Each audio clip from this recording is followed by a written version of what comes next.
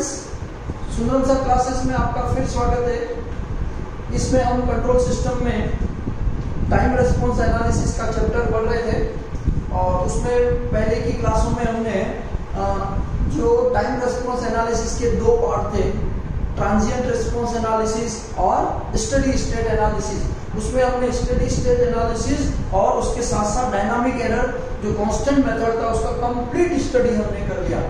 Okay, और उसके कुछ जो सवाल से वो मैं कुछ आगे के वीडियोस में आपको प्रोवाइड कराऊंगा, लेकिन इस वीडियो में हम टाइम रेस्पॉन्स एनालिसिस का एक इम्पोर्टेंट जो पहला पार्ट था जिसको हम ट्रांजिएंट रेस्पॉन्स एनालिसिस कहा था, उसका हम डिटेल स्टडी करना है। तो टॉपिक क्या है हमारा? Transient response analysis part.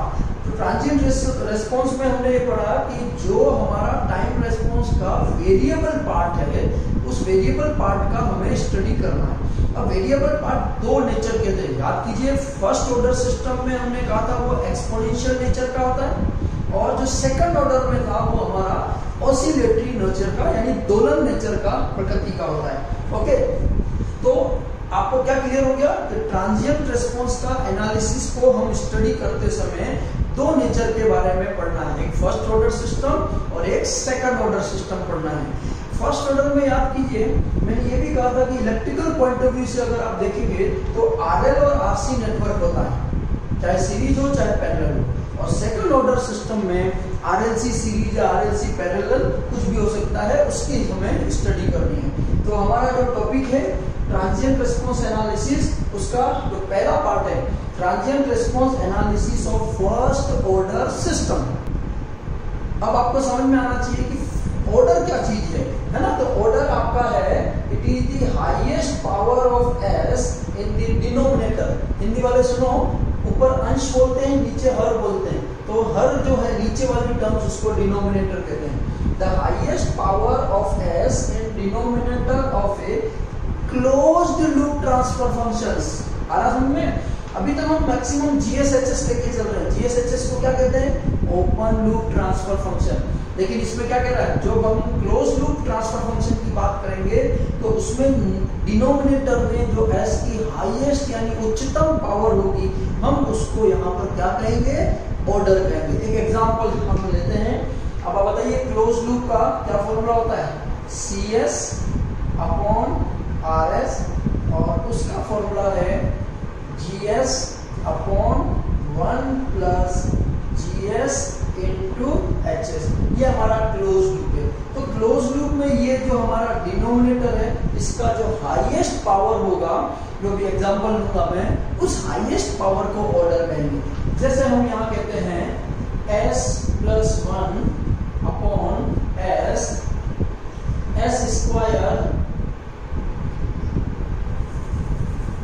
Square plus 2S plus 3।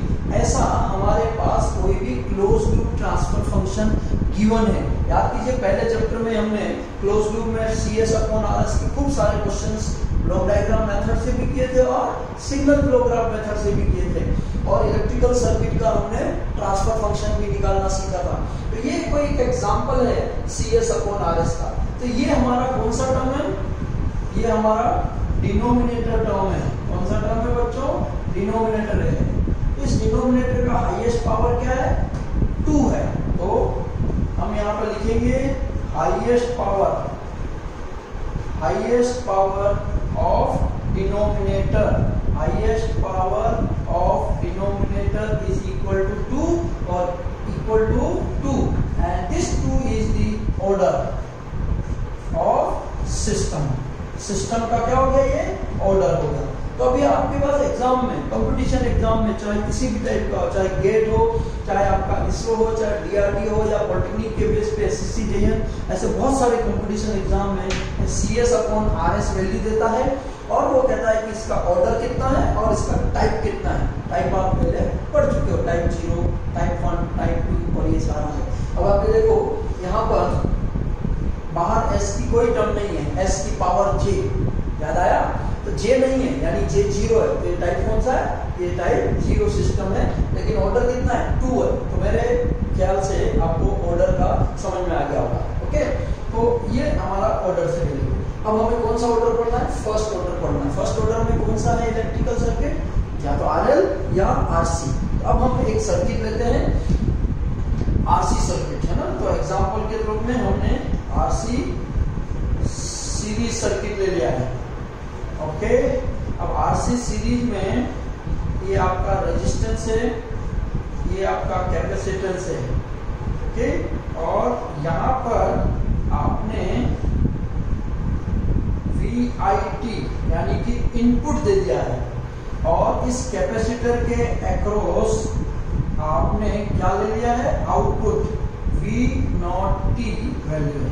इसकी वैल्यू R, इसकी वैल्यू C, और इस लूप में आपको ध्यान हो तो करंट IT है।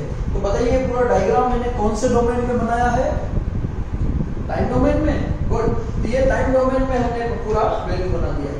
लेकिन हम लाप्लास ट्रांसफॉर्म में निकालते हैं क्लोज लूप, तो हम इस पूरे डायग्राम को किस में कन्वर्ट कर रहे हैं, लाप्लास डोमेन में, यानी एस डोमेन में। तो ये आपका VIS हो गया। ये रेजिस्टेंस तो आपको ध्यान है एज इट इज, लेकिन कैपेसिटर की वैल्यू एस डोमेन में 1/CS, और ये दोनों वैल्यू आउटपुट जो है वो हो जाएगा V0 और इस लूप में करंट फ्लो होगी IS। मेरे ख्याल से आपको ये डायग्राम समझ में आ गया कि एक आरसी सर्किट ले लिया, लेफ्ट साइड में इनपुट और कैपेसिटर के अक्रॉस आप आउटपुट लेते हो, और इस टाइम डोमेन डायग्राम का एस डोमेन यानी लाप्लास में आपने डायग्राम बना दिया। अब हमें क्या करना है, याद कीजिए पहले चैप्टर में जब हम किसी इलेक्ट्रिकल सर्किट का ट्रांसफर फंक्शन निकालते थे, मैं इनपुट पे और आउटपुट साइड दोनों पर केवीएल यूज करूंगा। तो KVL in input and output side, KVL apply करना है इस पूरे पर। अगर आपको याद हो रहा हो तो ये प्लस माइनस किताबों में नहीं मिलता, लेकिन आपको लिखना चाहिए। VIS इक्वल टू, ये आपका इनपुट है, और उसके राइट साइड में हमने VIS equal to R into IS, और कैपेसिटर में 1/CS इंटू IS, और ये इक्वेशन हमारे पास हो गया कंप्लीट। कौन सा, इनपुट साइड का। लेकिन इनपुट साइड पे कॉमन क्या निकल रहा है, I, तो हम यहाँ लिखेंगे R plus 1/CS into I, और ये इक्वेशन नंबर 1 हो गया। प्रैक्टिस है। अब इस कैपेसिटर के अक्रॉस हमें आउटपुट वोल्टेज लिखना है, V0S इक्वल टू क्या हो जाएगा, 1/CS इंटू IS, ये इक्वेशन नंबर 2। तो इस तरह से जब भी कोई इलेक्ट्रिकल सर्किट का ट्रांसफर फंक्शन निकालना हो तो क्या करेंगे, लेफ्ट साइड यानी इनपुट साइड में केवीएल, और राइट साइड में यानी आउटपुट साइड में केवीएल लगाना है, और फिर उन दोनों का हमें ट्रांसफर फंक्शन निकालना है। तो अब हम इसका क्लोज लूप का ट्रांसफर फंक्शन निकालते हैं। देखिए क्लोज लूप का ट्रांसफर फंक्शन के लिए हमें यहाँ एज्यूम करना है कि हम कौन सा इनपुट दे रहे हैं। मैंने आपको कई बार कहा है कि जब भी हम कोई फॉर्मूला डिराइव करते हैं तो हम सारे कैलकुलेशन को इजी के लिए जो भी हम एज्यूम करते हैं वो हम सबसे सिंपलेस्ट करते हैं। तो सबसे सिंपलेस्ट हमने यहाँ पर इनपुट लिया है, वो हमने कौन सा लिया है, स्टेप इनपुट लिया है, स्टेप इनपुट लिया है। और स्टेप इनपुट में भी हम सिंपलिसिटी के लिए यूनिट स्टेप ले लेते हैं। इसका मतलब यहाँ जो मेरा इनपुट है VIT वो मेरा 1 होगा, ठीक है, और उस बेस पर जो हम लाप्लास लेंगे तो वो 1/S हो जाएगा। तो यहाँ पर इन दोनों इक्वेशन से मेरा जो ट्रांसफर फंक्शन आएगा V0S upon VIS equal to 1/CS into IS divide by R plus 1/CS into IS। तो ये हमारा क्या हो गया, ट्रांसफर फंक्शन हो गया। अब इस ट्रांसफर फंक्शन में मैंने IS और IS जो कॉमन था उसको कैंसिल आउट कर दिया, तो 1/CS, इसका एलसीएम लोगे आप CS, तो ये आ जाएगा आपका 1, और इधर हो जाएगा 1 प्लस RCS, और यहां मैं S लिख देता हूं, तो वो क्या हो गया 1/CS upon 1 plus SRC into C upon CS, CS से CS कैंसिल, तो फाइनल मेरा जो इक्वेशन है V0S upon VIS equal to क्या आ जाएगा इक्वल टू आ जाएगा 1/1 plus SRC। This is the equation number 3। तो ये फाइनली इस सर्किट डायग्राम जो RC सीरीज सर्किट है उस सीरीज सर्किट का हमारे पास ट्रांसफर फंक्शन आ गया। अब जो VIS है उसकी वैल्यू है 1/S, तो मैं यहां पुट कर रहा हूं V0S upon 1/S equal to 1/1 plus SRC। ठीक, अब इस S को जब हम इधर ले जाएंगे तो ये S जो है 1/S, S नीचे आ जाएगा, तो V0S equal to 1/S 1 plus SRC।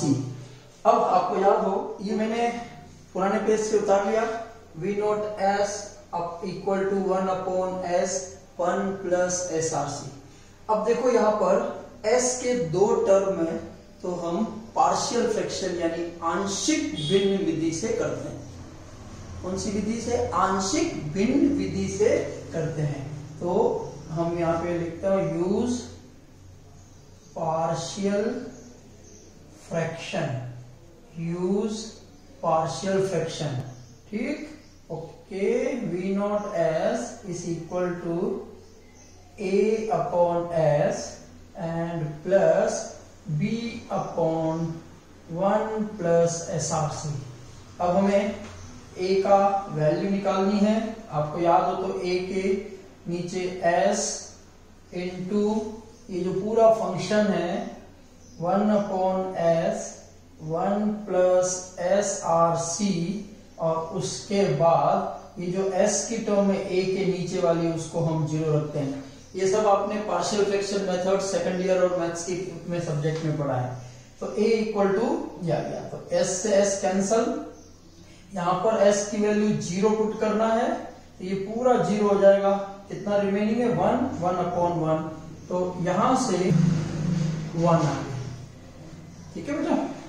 Second, हमें B की वैल्यू निकालनी है, तो B की वैल्यू के नीचे कितना है? 1 प्लस SRC मल्टीप्लाइड बाय जो पूरा ओरिजिनल फंक्शन है 1/S 1 प्लस SRC, और जब ये रख देते हैं तो B के डिनोमिनेटर में है उसको हम 0 के इक्वल रखते हैं। देखो जो ओरिजिनल जिसकी वैल्यू निकालनी है वो यहां लिख दिया, ओरिजिनल फंक्शन यहां, इसकी वैल्यू को 0 फिर सॉल्व करना है। B की वैल्यू में नीचे क्या है? 1 प्लस SRC, ओरिजिनल फंक्शन ये पूरा है यहां लिख दिया, और उसके बाद जो B के नीचे की टर्म है उसको 0 रख दिया आपके पास। ठीक है, तब देखो ये कैंसिल हो गया।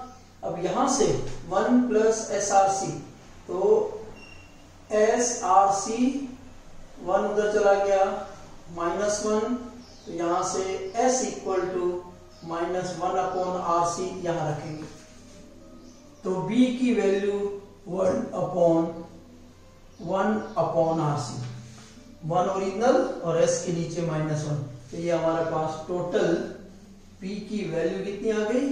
-RC। तो A और B की वैल्यू आ गई -1 -RC और A की वैल्यू 1, इसको यहां रख दीजिए, तो V0S इक्वल टू 1/S, ये हो गया RC/1 प्लस SRC। थोड़ा इसको सॉल्व करना है क्योंकि पार्शियल फ्रैक्शन के हमें स्टैंडर्ड फॉर्मेट में जमाना है। तो RC, अब बताइए इस पूरी क्वांटिटी में अगर मैं RC कॉमन निकालूं तो क्या आ जाएगा? 1 plus S plus 1/RC। RC common है, यहां से कॉमन आ गया, यहां नहीं है तो डिनोमिनेटर में डिवाइड कर दिया, तो 1/RC। RC से RC कैंसिल, तो हमारे पास V0 equal to 1/S minus 1/S plus 1/RC। अब लास्ट में आप सबको मालूम है इनवर्स लाप्लास ट्रांसफॉर्म लेते हैं। ठीक है, तो इसका इनवर्स लाप्लास लेंगे तो V0t, और इसकी वैल्यू लेंगे तो 1, और इसकी वैल्यू लेंगे तो e की power -1/RC into t। Clear? तो ये हमारे पास आउटपुट इक्वेशन आ गया फर्स्ट ऑर्डर सिस्टम का। ओके, तो जो लास्ट में इक्वेशन थी मैंने यहाँ पर वापस लिख ली है ना। तो output equation V naught T equal to 1 minus e की power minus 1 upon R C into T. अब इस इक्वेशन को आप एनालिसिस करो, क्योंकि आप फर्स्ट ऑर्डर यहाँ समझना जरूरी है। इसमें ये ध्यान से देखिए, ये जो वैल्यू 1 है ये कांस्टेंट पार्ट को इंडिकेट कर रहा है, और ये जो टाइम के रिस्पेक्ट में ये जो पूरा एक्सपोनेंशियल टर्म है, जिसको हिंदी में चर घाती है टर्म बोलते हैं, ये टाइम के रिस्पेक्ट में चेंज हो रहा है। इसका मतलब ये कांस्टेंट वैल्यू है, ये वेरिएबल है। और कांस्टेंट वैल्यू को क्या बोलते हैं, पढ़ा है ना, स्टेडी स्टेट वैल्यू बोलते हैं, और ट्रांजिएंट टर्म को बोलते हैं हम वेरिएबल पार्ट। तो स्टेडी स्टेट को किससे लिखा था, CSS, और ट्रांजिएंट टर्म को लिखा था CT ऑफ t, और इसकी वैल्यू है। अब आप देखिए, हम जो पढ़ रहे हैं वो क्या एनालिसिस है, ट्रांजिएंट रिस्पांस एनालिसिस है। तो ये जो कह रहा है कि जो ट्रांजिएंट रिस्पांस है ये रेजिस्टेंस और कैपेसिटेंस इन दोनों की वैल्यू पे डिपेंड कर रहा है। क्या मतलब है, मीनिंग ये है कि सर्किट के जो भी पैरामीटर या एलिमेंट है R, L, C, इनकी वैल्यूज पे डिपेंड करेगा आपका ट्रांजिएंट टर्म। तो कंक्लूजन है कंपटीशन एग्जाम के लिए कि जो ट्रांजिएंट टर्म है वो सर्किट के पैरामीटर्स पे डिपेंड करता है। और आपको मैंने बार बार कहा है कि जब एक्सपोनेंशियल पे अगर टर्म माइनस है तो वो एक्सपोनेंशियल टर्म डिके होगी, और अगर प्लस है तो वो आपके इंक्रीज होगी। तो ये जो e की power minus 1 upon R C into T है, इसको हम बोलते हैं एक्सपोनेंशियल डिके, यानी वैल्यू को कम होना। और आपको ध्यान हो कि जब हमने शुरू में कहा था कि अगर कोई एक्सपोनेंशियल डिके है ना, कम हो रहा है, उसको 1 में से माइनस कर देते हैं, 1 में से कम होती हुई एक्सपोनेंशियल को, तो वो इंक्रीजिंग टर्म आ जाता है। ठीक है, तो ये हमारे पास है। अब ये कह रहा है कि जो एक्सपोनेंशियल जो डिके है, कम हो रहा है, उसकी जो रेट है वो हमेशा कंट्रोल्ड होगा किससे, 1 minus 1 upon R C term से। और 1 अपॉन आर सी टर्म क्या है, याद कीजिए, बताया था मैंने, पोल है सिस्टम का। तो फाइनली कंक्लूजन ये है कि सिस्टम का क्लोज लूप ट्रांसफर फंक्शन का जो पोल है वही ट्रांजिएंट टर्म या ट्रांजिएंट वैल्यू को कंट्रोलिंग पैरामीटर है, वही इसको कम या ज्यादा करता है। और इस टर्म में R और C वैल्यू नहीं आ रही है, इसलिए स्टेडी स्टेट की वैल्यू पर R और C का कोई रोल नहीं है। अब आप देखिए, अगर आप इस इक्वेशन को यहां पर ग्राफ से बनाना चाहे हैं तो हमारा ग्राफ कुछ ऐसा बनेगा। ये आपका टाइम और ये आपका आउटपुट इक्वेशन। ठीक है, ये स्टेडी स्टेट वैल्यू है, ये आपकी 1 हो गई, और ये जो पूरी टर्म है इनको एक साथ बनाएंगे तो ये कुछ ऐसा। ये हमारे फर्स्ट ऑर्डर का टाइम रिस्पांस एनालिसिस है, जिसमें ये वेरिएबल पार्ट है, और ये जो है बाद में जाके जब ये मिल जाएगा तो ये हमारा वैल्यू स्टेडी स्टेट 1 हो जाएगा। क्लियर? अब समझो, इसमें हमने पहले, याद हो तो, इस वाले इक्वेशन डेरिवेशन में RS की वैल्यू 1 अपॉन S रखी थी, स्टेप फंक्शन का यूनिट स्टेप। अगर मैं R की वैल्यू क्या रख दें, A बाई S रख दें। A क्या है, मैग्नीट्यूड है उस स्टेप का। तो हमारे पास ये जो इक्वेशन आएगी, V naught T equal to A 1 minus e की power minus 1 upon R C into T.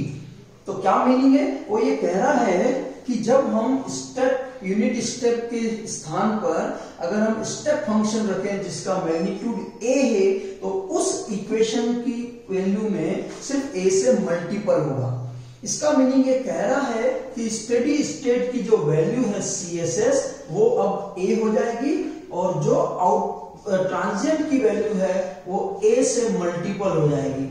यानी ये कह रहा है कि जो ये वैल्यू 1 थी ना, ये वैल्यू, अब वो वैल्यू a हो जाएगी। तो हमारा जो ट्रांजिएंट वैल्यू है या ट्रांजिएंट पैरामीटर है, उसका एक्सपोनेंशियल जो डिके है उसकी रेट में कोई फर्क नहीं आएगा, लेकिन इसका जो मैग्नीट्यूड है वो a हो जाएगा। तो अगर हम इस ग्राफ को आएगा, लेकिन इसका जो मैग्नीट्यूड है वो a हो जाएगा। तो अगर हम इस ग्राफ को अगर हम यहां पर बनाना चाहें तो ये जो स्टेडी स्टेट की वैल्यू वो a हो जाएगा, और ये ऐसे आपके कंप्लीट आ जाएगा। इसकी वैल्यू a 1 माइनस e की power minus R C into T, ये हमारा टाइम t और ये हमारा आउटपुट इक्वेशन। तो फाइनल कंक्लूजन क्या है कि जो भी हमारा पोल होगा वो ट्रांजिएंट टर्म को डिफाइन करेगा।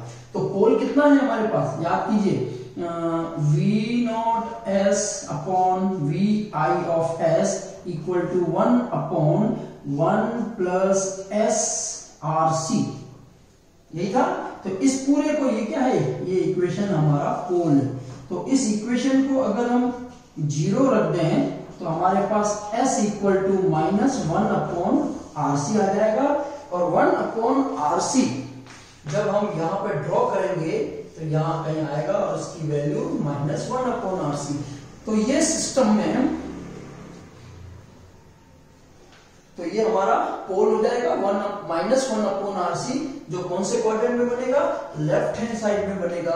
और बार बार कंट्रोल सिस्टम में कहता है कि जब भी पोल लेफ्ट हैंड साइड में है कंप्लीटली, सिस्टम आपका स्टेबल होगा। क्लियर। तो फर्स्ट ऑर्डर सिस्टम में ट्रांजिएंट टर्म को कंट्रोलिंग पैरामीटर्स आपका पोल होगा। पोल अगर लेफ्ट हैंड साइड में है तो आपका सिस्टम स्टेबल होगा, और जितना ये इमेजिनरी एक्सिस से दूर होगा उतना ज्यादा स्टेबल होगा। जैसे जैसे ये दूर जाता जाएगा स्टेबिलिटी बढ़ती जाएगी। अगर इमेजिनरी एक्सिस पे आ गया कोई पोल तो वो मार्जिनल स्टेबल होगा, जो हम आगे के टॉपिक्स में पढ़ेंगे। तो ये हमारा टॉपिक कंप्लीट है, transient response analysis of first order system, जो प्रैक्टिकली RL और RC के सर्किट्स में हमें मिलता है। क्लियर। इस टॉपिक पे आप देखेंगे कंपटीशन एग्जाम्स में बहुत सारे क्वेश्चंस बनते हैं, जो हम आने वाले वीडियोस में करेंगे। क्लियर।